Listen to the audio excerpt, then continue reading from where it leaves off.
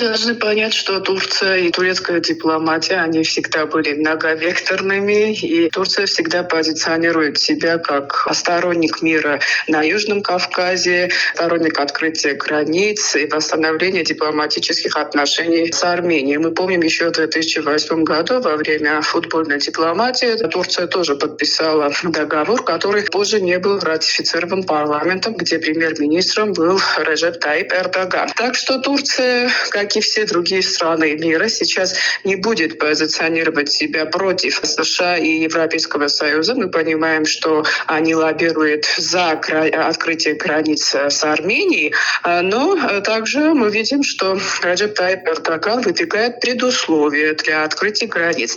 А эти предусловия, это касается мирного соглашения, подписания мирного соглашения между Арменией и Азербайджаном. Что говорят в Баку и в Анкаре? Что да, процесс урегулирования идет полным ходом, что уже в 2026 году может быть подписан мирный договор между Арменией и Азербайджаном, и после этого будут открыты границы с Арменией, между Арменией и Турцией, а также будут восстановлены дипломатические отношения. Но мы не можем с уверенностью сказать, будут ли подписаны эти соглашения между Арменией и Азербайджаном, потому что это зависит от выборов в Армении и потом уже от изменений в Конституцию Республики Армения. Так что сейчас и Баку, и Анкара, они не спешат с подписанием мирного договора и открытия границ, но также они не делают конкретных шагов для восстановления мира на Южном Кавказе. Речь идет, наверное, в первую очередь о вопросе геноцида армян в Османской империи. Мы знаем, что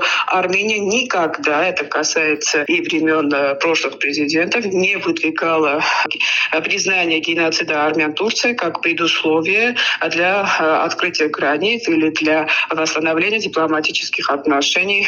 Камнем преткновения между Арменией и Азербайджаном многие годы был вопрос Арцаха. Но сейчас правительство Никола Пашиняна заявляет, что этот вопрос уже закрыт, что также вопрос о возвращении армян в Арцах сейчас не стоит на повестке. И, наверное, в Турции это понимают как открытость. Не знаю, как понимают это в Армении разные слои населения и политические партии, но в Турции, наверное, это хотят продемонстрировать, что Армения, да, готова урегулировать отношения с Азербайджаном и с Турцией, и у них нет никаких предусловий для этого. Я хочу подчеркнуть, что для Анкары никогда позиция Баку не была препятствием. Мы помним, в том же 2008 году в Турции заявляли, что это наше решение, будем мы урегулировать вопрос отношения с Арменией или нет. Другое дело, что я не думаю, что президент Реджеп Тайип Эрдоган изменил свое мнение. Он хочет мира на Южном Кавказе и открытия границ с Арменией. Так что они сейчас делают